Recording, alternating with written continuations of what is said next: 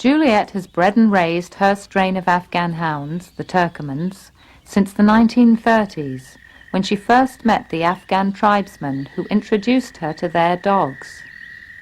My father was a great dealer in precious jewels and rugs, and especially the Afghan tribesmen used to impress me. He used to come and consult him. And I had a bourgeois in those days, and they tell me about their hounds, how wonderful they were, how clever they were, how beautiful they were, and showed me photographs of them. And I was determined one day to get one of my own.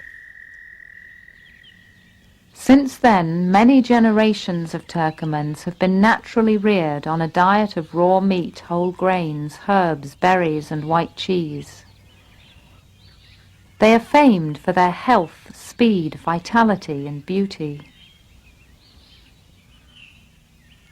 The only Afghan ever to win Best of Show at Westminster was directly descended from Juliet's Turkoman Nissim's Laurel, a famous champion in his own right. Oh, they said that I was raising these Afghans on a new way. Actually, it's the oldest way in the world. I was merely following the nature way, giving them the sort of things that the wild dogs would eat. When I began my travels, it was unusual for a young woman to be traveling alone. But I wouldn't have traveled alone without an Afghan hound, I must say. My guardian. I wouldn't be here now. I'd be in a grave somewhere if it wasn't for Afghan hounds, because again and again they have saved my life. The most spectacular one was on the island of Kythera in Greece. The daily exercises, which are a joke, which I like to do, always seem to involve me in danger.